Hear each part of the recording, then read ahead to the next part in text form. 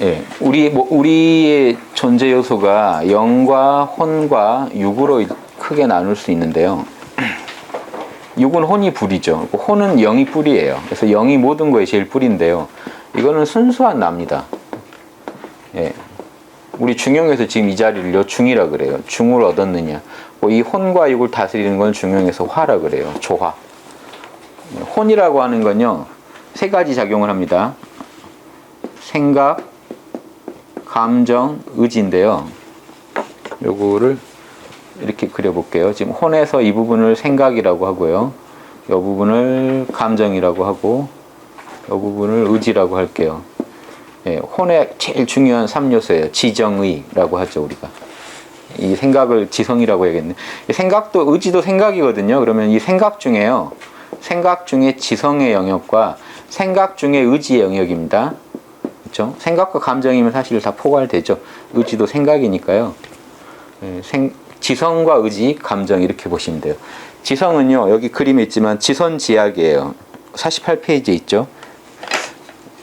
이게 맞는가, 이게 틀린가를 판가름하는 겁니다. 우리 혼의 작용 중에서요.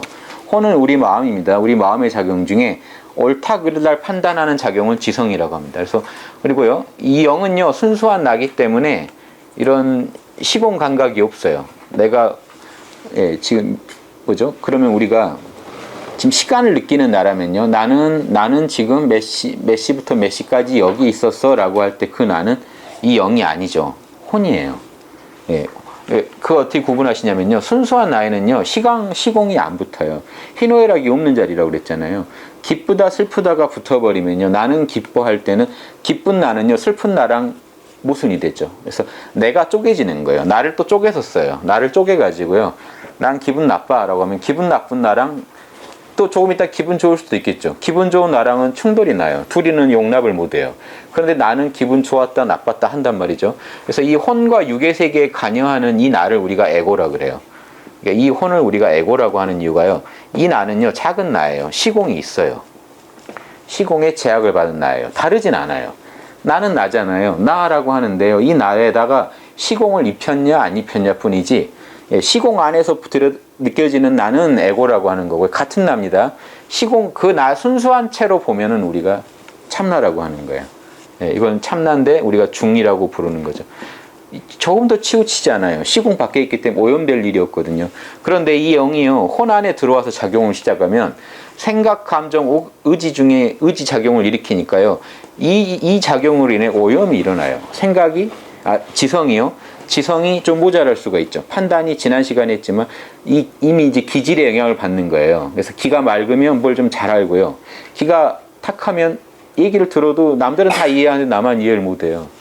그런 문제가 생기고, 감정이나 의지에 이런 실천적인 문제에 있어서도 의지는요, 이 지성을 갖다가 실현시키겠다는 의지고요. 그래서 일종의 실천입니다. 실천의 시작이고, 감정은 실제로 그래서 기쁘다 슬프다가 밖으로 표출된 겁니다. 그래서 이 순서로 보면 지성이 먼저고 의지가 다음이고 그 다음에 감정으로 표현됩니다.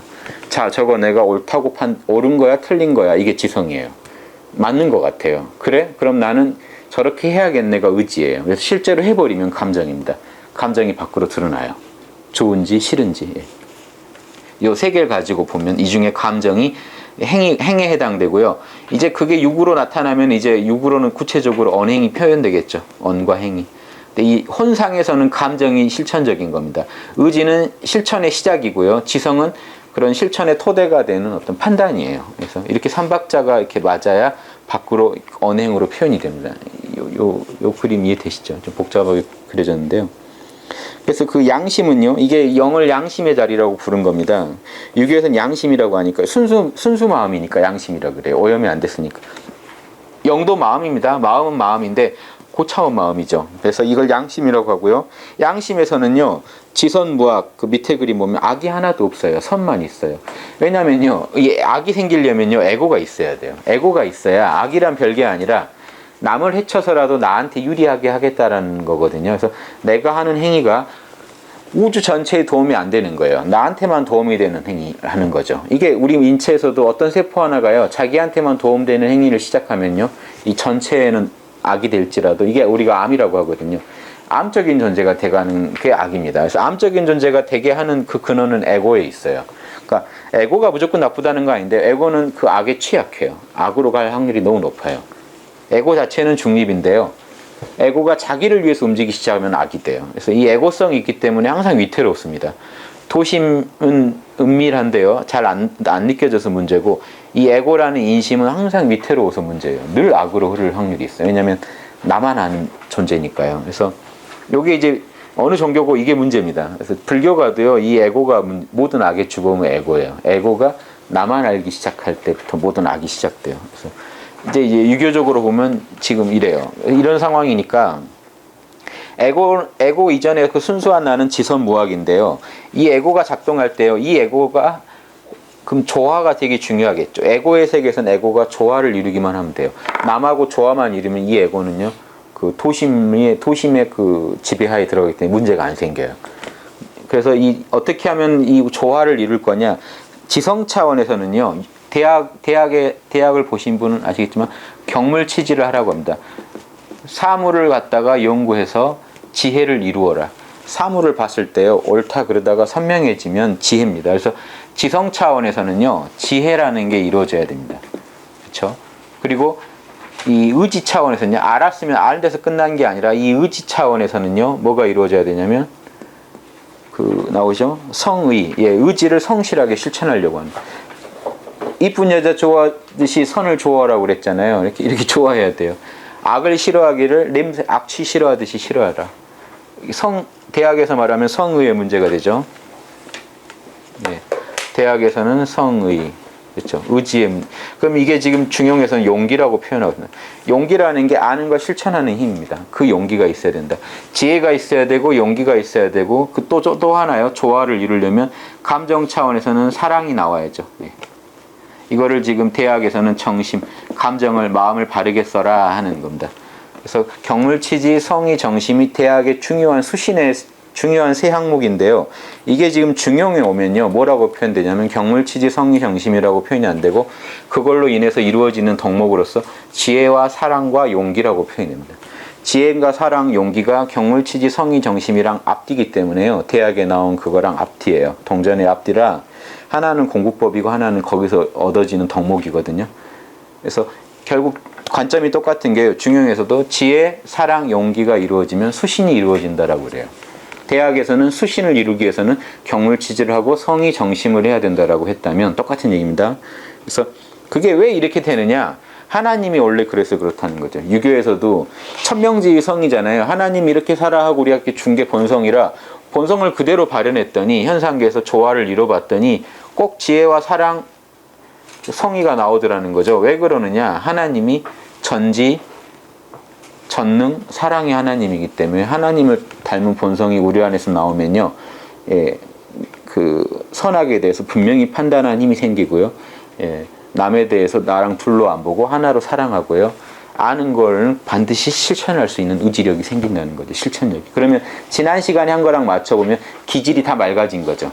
기가 청해져서 지혜가 그냥 알게 되고요. 질이 정순해져서 실천이 그냥 나오는 겁니다. 그러면 그 실천에는 내 개인적인, 내가 어떤 아는 걸 실천한다는 성의와 사랑을 비교해보면요, 성의는 되게 개인적이에요. 내가 아는 걸 실천할 수 있느냐의 문제라면 사랑은요, 그게 구체적으로 남한테 도움이 됐느냐는 거죠. 남을 도와줬느냐. 이렇게까지 우리를 검증하면요, 영은 이 모든 거의 씨알이에요. 그래서 중이라고 하는 겁니다. 그래서 중용에서 지난 시간에 천하지 대본이라고 하는 거예요. 천하의 큰 중심이다. 그게 중심이 우리 안에 있기 때문에 우리가요, 하느님한테 받는 그 본성이 우리 안에 있기 때문에 희노애락을 초월해서 지난 시간에 했지만 모른다 해가지고 현상계를 좀 내려놓고 시공을 좀 잊어버리고 순수한 나로 돌아가기만 하면 이 힘이 생겨요. 지혜와 사랑 실천이요, 우리 안에서 탁 나오려고 합니다. 막지만 않으면 나오려고 해요.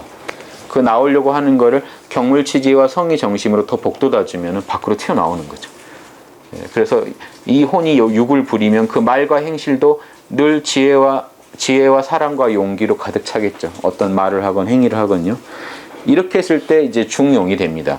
중이요, 안으로 중이고 밖으로 조화가 이루어지고, 이게 항상 하면 용이죠. 예. 이 정도 아시면 지금 중용에 대해서 그림이 아주 복잡한데요.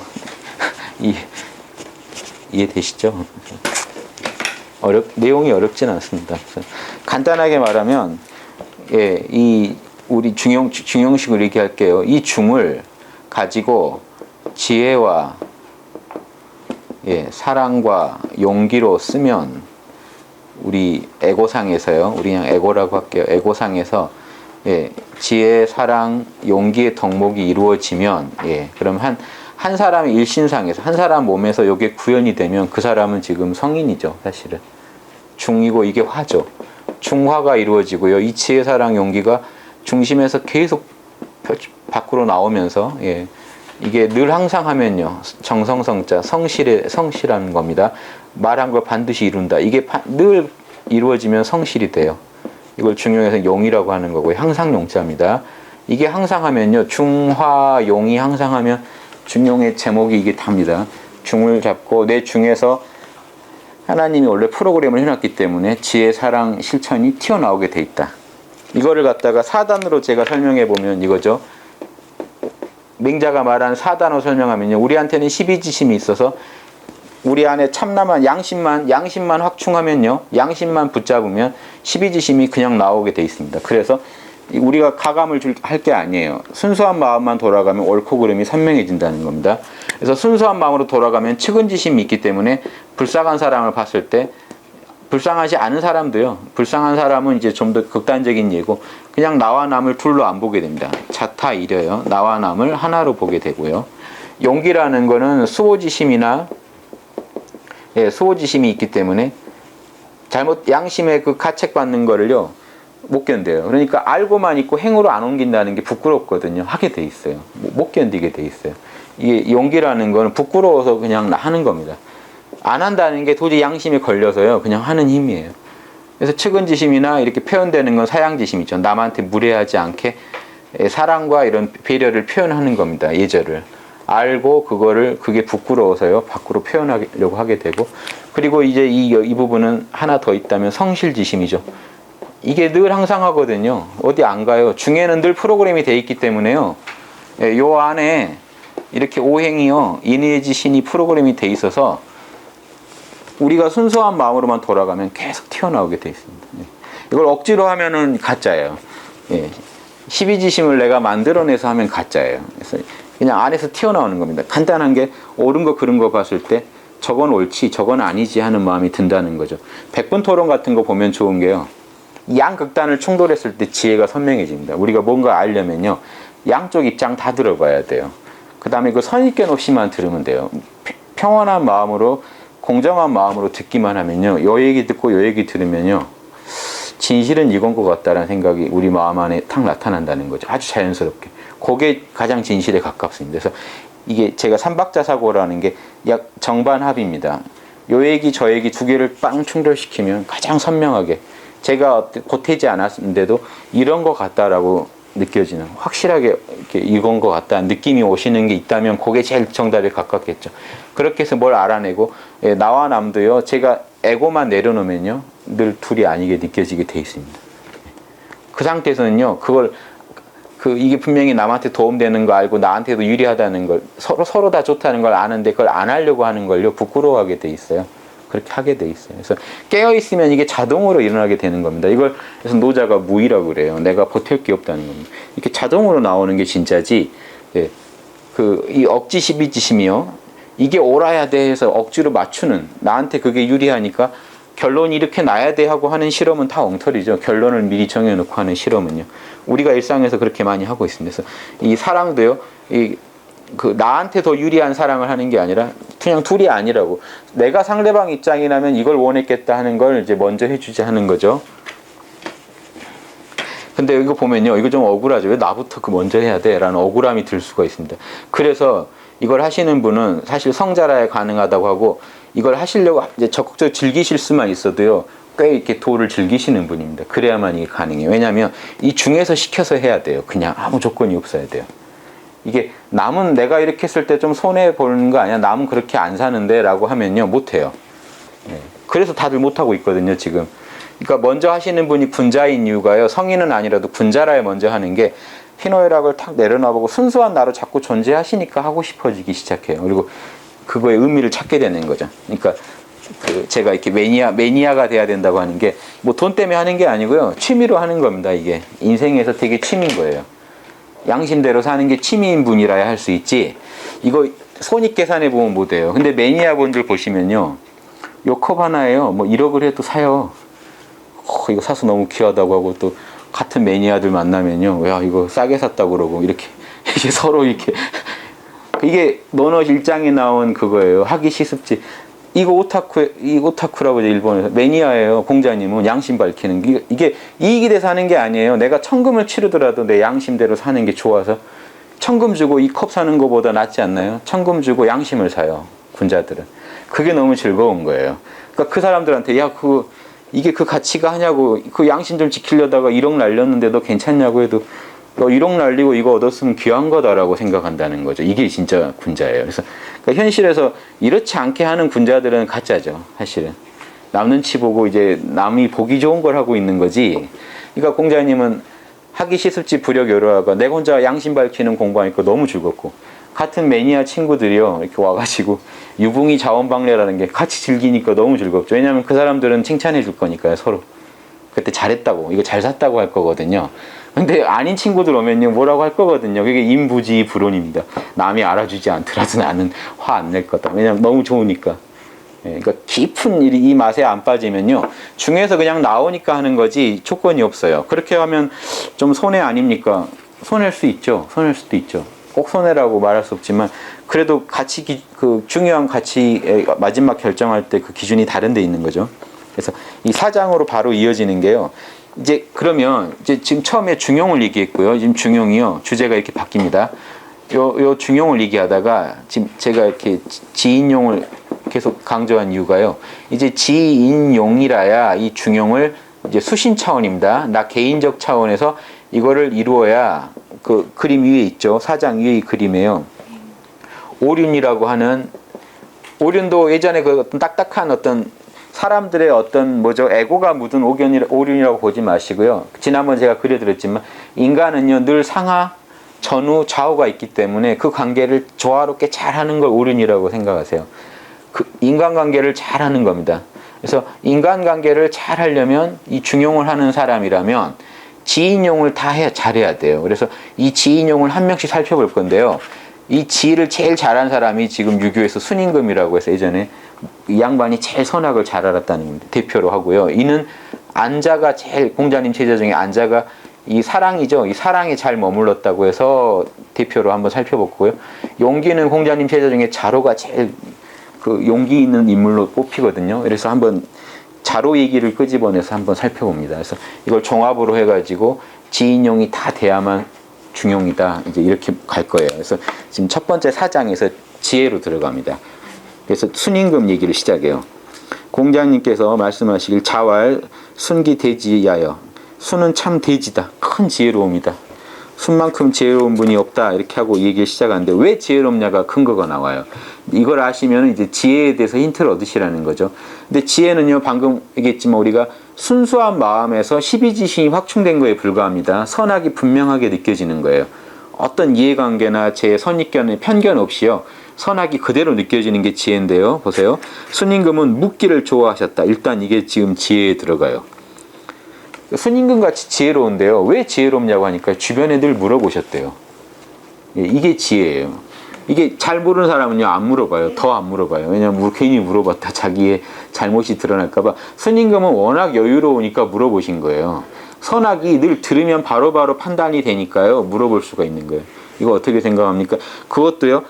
그냥 아주 자기보다 현명한 사람 찾아가 물어본 게 아니고요. 천박한 말들을 살피기를 좋아하셨다. 호문이 호찰 이언이라고 하는데 이언이 아주 천박한 말들이에요. 통속적인, 세속적인 말. 그러니까 그냥 시장 사람들한테도 물어보고 잘 물어본 거예요. 물어보고 그 말을 잘 살피셨다. 그냥 물어보고 그냥 형식적으로 물어본 게 아니고요.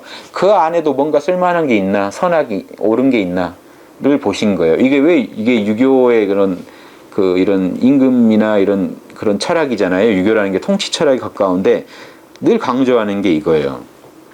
사람 안엔 다 양심이 있기 때문에요. 인간이면 누구나 뭐냐면 선에 대해서 감각이 있어요. 그러니까 아무리 순임금이라고 해도 모든 그 인생을 다 경험해 본 건 아니잖아요. 그 명심보감에도 있는 말이지만 하나를 경험하지 않으면 지혜 하나를 얻을 수 없다라고 되어 있기 때문에 이 부분을 지금 순임금은 지혜롭기 때문에 이게 머리가 좋으신 거예요. 머리가 좋으니까요. 백성들이 하는 모든 경험치를 자기가 다 해본 게 아니기 때문에 다른 경험을 해본 각각의 백성들한테 늘 물어보는 거예요. 그래서 근데 자신이 있는 게 순임금은 들으면 선악을 금방금방 아니까요. 요건 옳은 말, 이거 틀린 말 아니까 자꾸 물어보면 물어볼수록 순임금 지혜가 점점 확장되는 거죠. 간접 경험을 통해서 다른 사람의 간접 경험으로 지혜가 점점 늘어나는 겁니다. 그래서 이걸 아주 잘하신 분이에요. 그래서 지혜롭다고 합니다. 그래서 머리 좋아가지고 모든 일을 다 결정하셨다 혼자서 이렇게 나가질 않죠. 그래서 훌륭한 임금을 앞에 내세운 것도 이런 것 같아요. 이 위대한 임금도 이렇게 통치했다라는 걸 얘기하는 것 같습니다. 그래서 순임금이 늘 남한테 묻기를 좋아하시고 천박한 말들 살피기를 좋아하셨다. 그러니까 지금 여기까지 해서 읽을 수 있는 게 순임금은 선악을요, 이게 저울처럼 잴 수 있었다라는 얘기입니다. 그러니까 어떤 물건이든 다 잴 수 있으니까 이제 거기 얘기해 보라고 하는 거죠. 천박한 사람들한테도. 그래서 이제 어떻게 했냐면요, 물어보셔서 악을 물러나게 하시고 선을 드날리게 하셨다.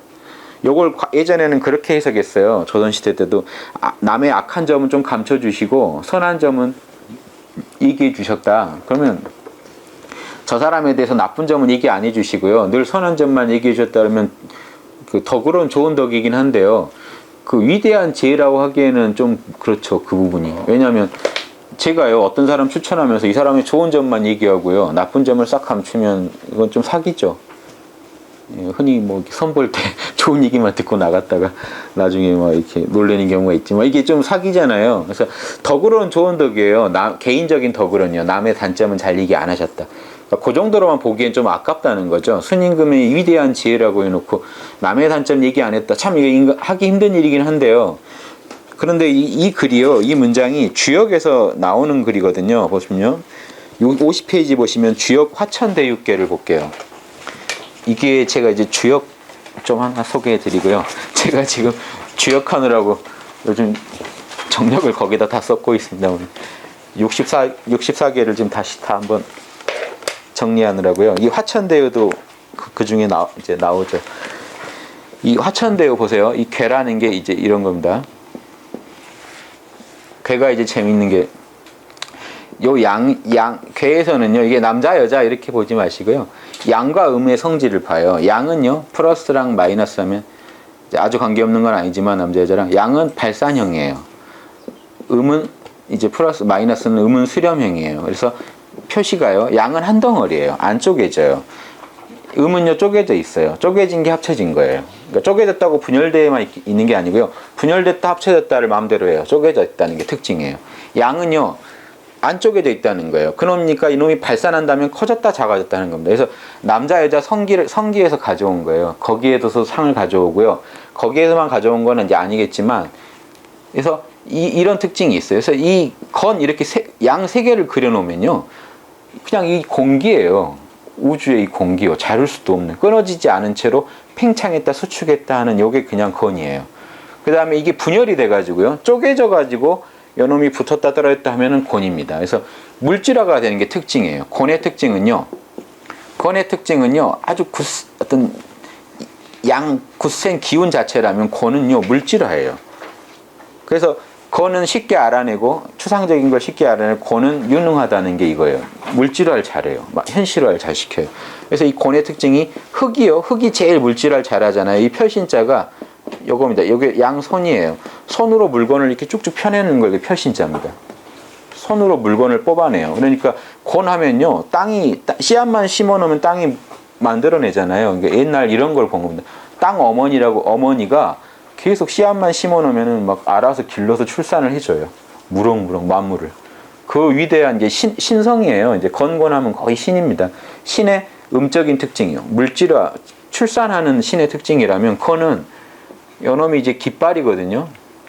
원래 요놈이 이제 옛날 그림으로 이렇게 해서 이게 깃발이에요. 요렇게. 예, 깃발 같죠? 요 깃발에 태양이 뜬 겁니다. 그래서 이 기운이 되게 굳세다는 거예요. 이게 이제 기운 기자인데요. 그러니까 깃발을 세워놨는데 태양이 거기 딱 비쳐가지고 태양이 깃대에 떠가지고요 햇살이 쫙 비치는 모습 상상해보고 싶어요. 그러니까 그 아침에 태양이 우주를 지구를 완전히 한목에 비치고 있는 그런 양기를 표현한 거예요. 그러니까 이거는 따사롭고 좋긴 한데 형체가 없죠. 그래서 실질은 여기서 실질이 우리 눈에 볼 수 있는 물건은 여기서 나와요. 여기서는 그 근거 기운을 대주는 역할을 합니다. 그래서 요렇게 좀 특성을 보시면요, 이 리께도 이렇게 분석해 볼 수 있겠죠. 하늘에 태양이 하나 빛나고 있어요. 그럼 이걸 개상을 표현할 때 리께로 해요. 옛날 고대인이. 이해되십니까?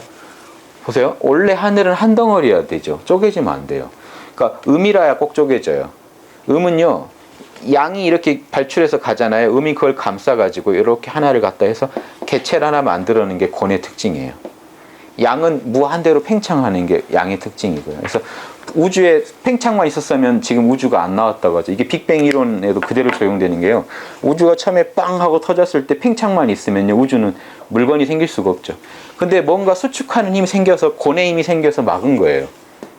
딱 감싸서 물건을 만들어내니까 입자가 생기고 그 입자가 모여서 이제 분자가 되고 해서 우주가 나왔거든요. 그래서 지금 우주에서도 팽창의 힘을 암흑 에너지라고 그러고, 암흑이라고 하는 게 우리한테 포착이 안 돼요. 근데 우주에는 분명히 팽창하는 힘이 있고요.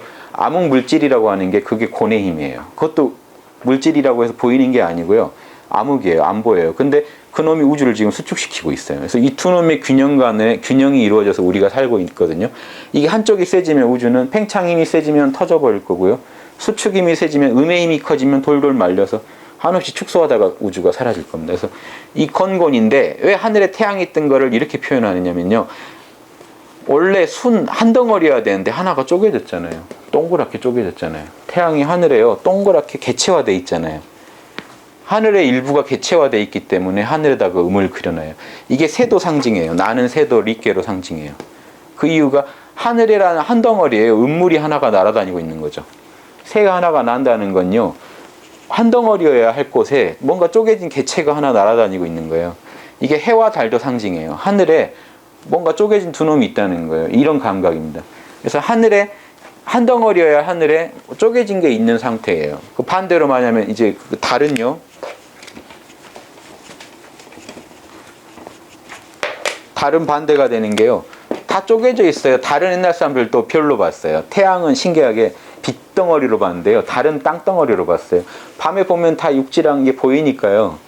토끼가 방학 찍고 뭐 이런 어떤 그런 땅 장소로 봤는데, 달은 신기하게 쪼개진 덩어리에 뭉치 꼭 지구 같은 덩어리인데 태양빛 받아가지고 빛나거든요. 양을 하나 갖고 있다는 거예요. 달이 빛을 내니까요. 본성질은 음성인데 태양빛 받아가지고 양성이 되거든요.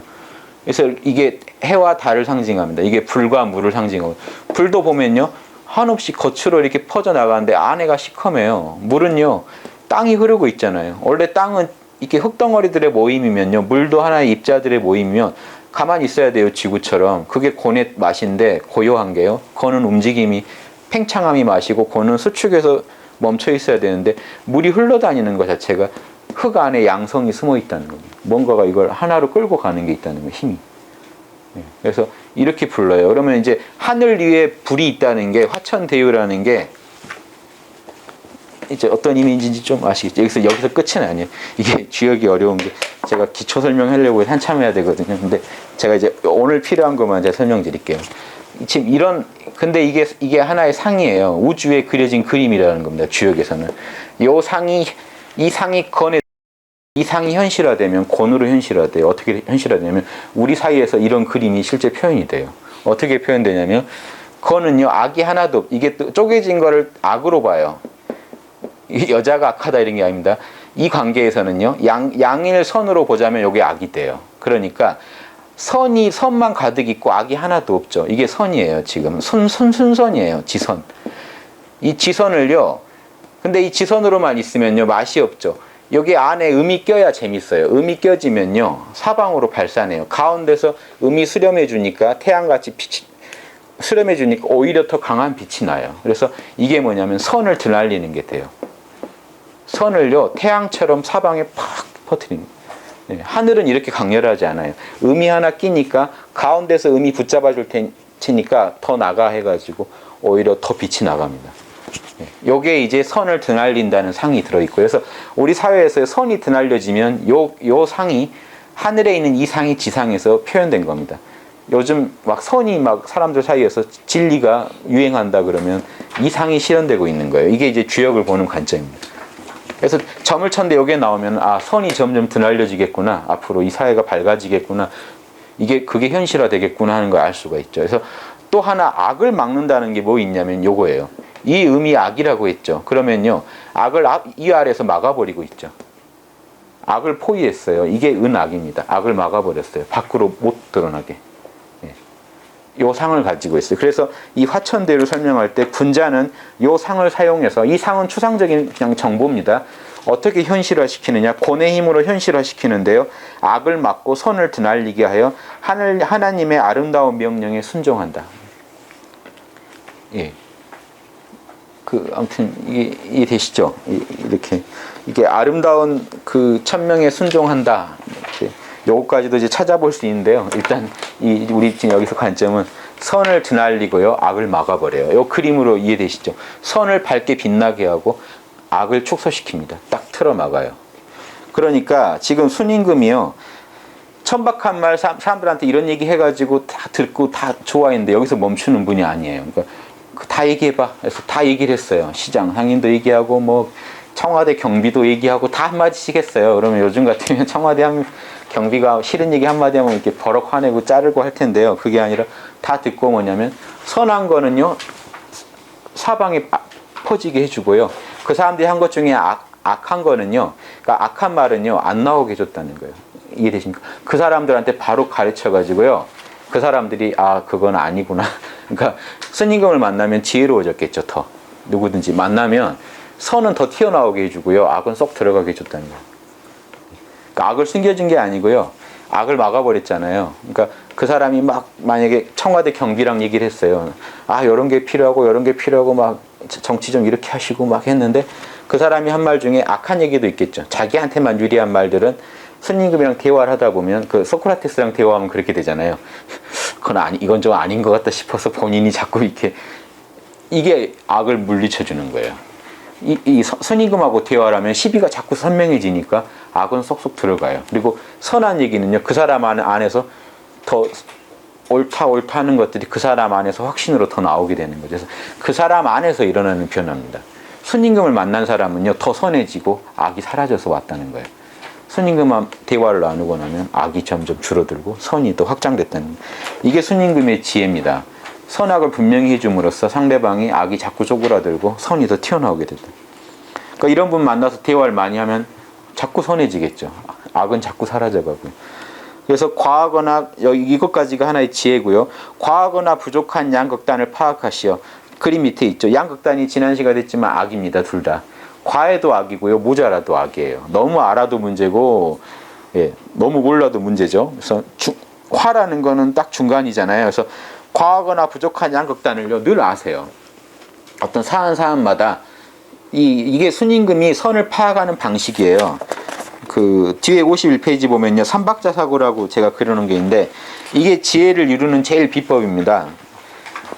정반합이에요. 음양합을 음양을 충돌해보고 합을 내리시는 겁니다.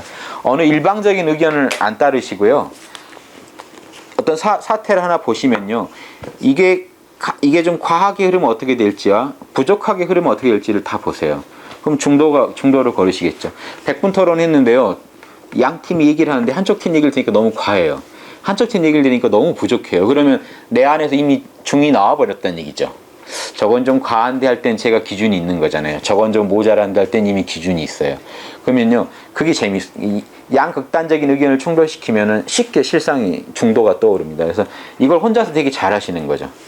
남이 이렇게 안 해줘도요, 혼자서 잘하시는 거고, 스님금을 만난 사람은 스님금에 의해서 이게 자꾸 일어나니까 대화 중에 저절로 선이 드러나고 악이 자꾸 사라지는 겁니다. 얘기하다 보면 아, 내가 좀 치우쳤네라는 걸 아니까 악이 줄어드는 거죠. 그래서 스님금 이걸 너무 잘하시니까 양극단을 정확히 파악하시고 백성들한테 꼭 중도만 쓰셨다. 그 중간만 쓰셨다는 겁니다. 그러니까 선만 쓰셨다는 거예요. 그래서 뭐 하나 세금 정책을 하나 내리더라도요, 이렇게 하면은 백성들한테 너무 과한데, 또 이렇게 하자니 너무 부족한데 하면은 늘 그 중간을 쓰셨다는 거죠. 그렇기 때문에 순임금이 되신 거다. 위대한 지혜다. 이렇게 되어 있습니다. 그러니까 49페이지 밑에도 백성들의 천박한 말을 잘 살피고요. 악, 과부족을 드러나지 않게 해주고 선을 자꾸 드러나게 해줬다는 겁니다. 그러니까 이게 순임금이요.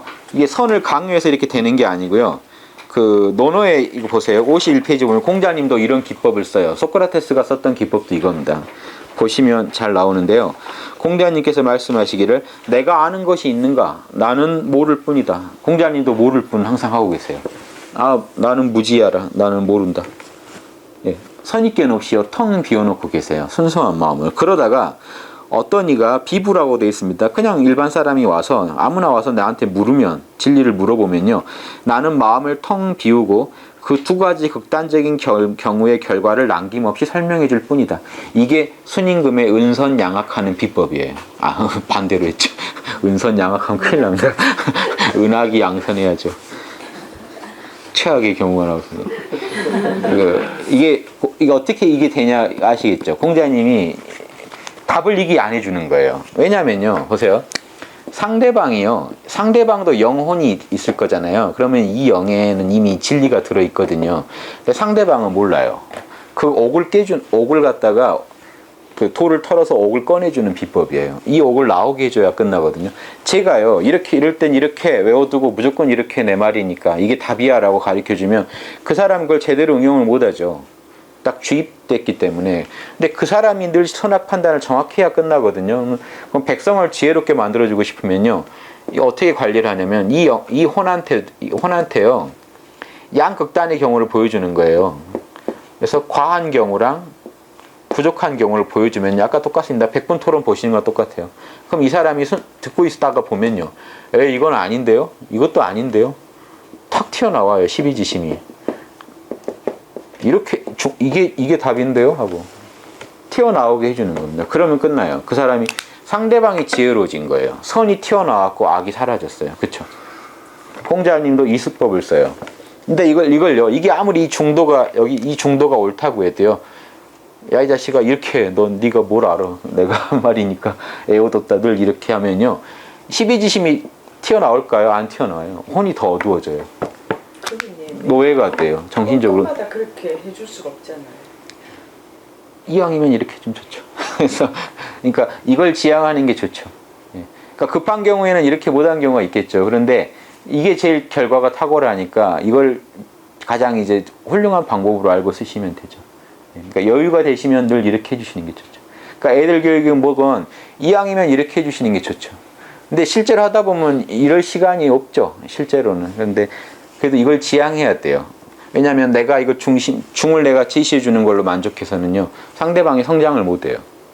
상대방은 정신적으로 계속 노예 상태예요. 그러면요, 이번 일은 어떻게 넘어갔어도 다음 일을 또 처리를 못해서 또 이렇게 돼요. 근데 이런 식으로 계속 교육을 시키면 자기가 이미 훌륭하게 선악 판단을 하기 시작해요, 나중에. 요게 이제 비법입니다. 그래서 맹자가 이런 말을 해요. 이게 다 연결되어 있는데요. 맹자는 뭔 말을 하냐면, 공손출한 제자가 물어봐요. 뭘 가지고 남의 말을 잘한다고 하십니까? 맹자가요, 당신은 뭘 잘하냐니까, 나는 호연지기를 진짜 잘 기르고 기운을 잘 기르고 두 가지 자랑해요. 나는 기를 너무 잘 기르고 말을 잘한다 그래요. 남의 말 들으면 다 안다. 그러니까 공손추가 뭘 가지고 남의 말 안다고 하시는 겁니까? 라고 물어보니까 맹자가 뭐라고 하냐면요, 이게 피사죠. 치우친 말을 들으면 그 치우친 부분을 그냥 알아내고, 그러니까 맹자도 거의 순임금 같은 지혜를 갖추신 겁니다. 그러니까 순임금의 지혜를 좀 더 구체적으로 설명해 주는 거예요. 이게 맹자에서 아주 중요한 부분이에요. 음탕한 말이요, 욕망에 확 빠져버린 말이에요. 욕망에 빠져가지고요, 괜찮아 하는데 들으면요, 욕망에 빠진 부분을 분명히 알아요. 저 부분은 욕망이다 지금. 그 다음에요, 사악한 말을 들으면 진리에 왜 그게 위배돼서 사악한지를 알아요. 그리고 둘러대는 말을, 이게 회피하는 말이죠. 들으면요, 정치가들이 많이 하죠. 둘러대는 말을 했을 때 그냥 알아요. 지금 뭐 때문에 내몰려서 저런 소리를 한다 하는 거. 요게 12지심이 개발되다 보니까 맹자 같은 경우 들으면 안다는 겁니다. 순수한 마음으로 들으면요, 이게 왜 알 수 있냐면요, 맹자도 똑같은 마음을 가지고 있거든요. 역지사지해 보면 알아요. 자기 마음을 잘 관찰해 보시면 남도 그냥 읽어낼 수 있습니다. 이게 이런 분들이 어떻게 이걸 안다는 거냐, 무슨 신통력이냐 하는데요, 자기 마음을 늘 관찰해 본 거예요. 이런 경우에 제가 둘러대더라는 거죠. 이런 경우에 욕망에 빠지면 이런 소리를 하고, 예, 치우친 말을 할 땐 이렇게 하고 이걸 자기 마음에서 항상 관찰했기 때문에 재료는 같거든요. 남도 이거 어떻게 쓰느냐가 다르지. 그래서 들으면 다 안다는 거예요. 지금 불러대고 있다, 진리 예배됐다, 사악하다 이러면 자기 마음만 알아서는 안 되겠죠. 그럼 선악이 정확히 알아야 돼요. 자기 마음도 알고 이 십이지심을 늘 따라가 살다 보니까 옳고 그름이 늘 선명해지다 보니까요. 금방금방 아니까 저 부분부터는 지금 잘못됐다. 이게 왜 재밌는 말이냐면요. 사악한 말을 들으면 진리에 입에된 부분을 안다는 게 왜 재밌냐면요. 100% 틀린 말은 없거든요. 말을 하는데 25%가 지금 사악해요. 사실은 진리에 입에돼 있어요. 그 부분을 정확히 지적해낸다는 겁니다. 그러면 그거는 덜어내고 나무 부분을 쓸 수가 있잖아요. 그러니까 아무리 악인이 한 말이라고 하더라도요. 아까 순임금 방식으로는요.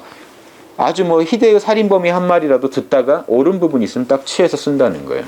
그 사람 때문에 말을 버리지 말라는 게 논어에 나온 말이거든요. 악인이 한 말인데 말이 좋은 경우는 어떻습니까? 그러니까 홍자님이 사람 때문에 말을 버리지는 마라. 그 말은 좋은 말 아니냐 하는 거죠. 그러니까 이런 거예요. 그 사람 말 중에 지금 그 살인수가 하는 그 살인범이 하는 말 중에 25%는 사악한 말이고요. 30%는 둘러대는 말이고 한 10% 치우친 말이고 다 드러내면 그래도 선한 말이 있어요. 그러면 그거는 취한다는 겁니다. 이렇게 늘 이렇게 선악을 분명히 하다 보니까 별게 없습니다. 이 영혼에요. 뭔가가 대상이 왔을 때 양극단을 분명히 따져보는 버릇을 한 것뿐이에요. 그래서 늘 중도를 잡는 버릇이 든 거예요. 그래서 또 이 깨어있는 영은요. 이게 가능한 이유가 이 혼의 세계예요. 에고의 입장으로만 살아가면 제가 항상 말씀드린 호리피해라고 했죠. 나한테 이득이 되는 건 좋아할 호자고요. 피할 피자인데 해가 되는 건 피해요. 이 입장으로만 살면요. 절대 선악이 안 밝아집니다. 그래서 이 영의 입장으로 사는 사람이라야 호선오악을 선을 좋아하고 악을 미워한다는 게 순수하게 깨어있을 때 미운 건 악한 거예요. 그러니까 내 입장을 다 내려놨는데도요. 내가 어떤 입장이라서 그런 게 아니라 나한테 이해득실이 없는 일인데도 좋은 게 있고 악한 게 있어요. 깨어있는 마음에. 그러면 이제 선악을 분간합니다. 이런 식으로 늘 따져버릇 해보니까 나중에 선명해져가지고 이런 일이 일어난다는 겁니다. 5장도 또 지혜예요. 5장은 지혜인데요. 지혜로운 이는요, 중용을 택해서 오래도록 지킨다.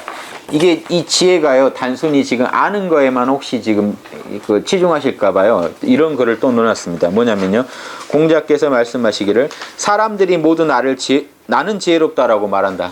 사람들이요, 다 물어보면 이게 소크라테스 때 되게 비슷하죠. 소크라테스가 그 아테네 그 신탁에서요, 그 친구가 아테네 그 문희한테 신탁을 받았는데 누가 아테네에서 제일 지혜로운가요? 했더니 소크라테스라고 나온 거예요. 그래서 야 너가 제일 지혜롭다더라 하니까 소크라테스가 놀란 거죠. 아닌데 나는 모르는 게 많은데. 그래서 의아해서 아테네 제일 엘리트들을 다 만나봤더니 충격적인 거 발견한 게 그 사람들은 모른다는 사실을 모르더라는 거예요. 자기는 모른다는 걸 아는데.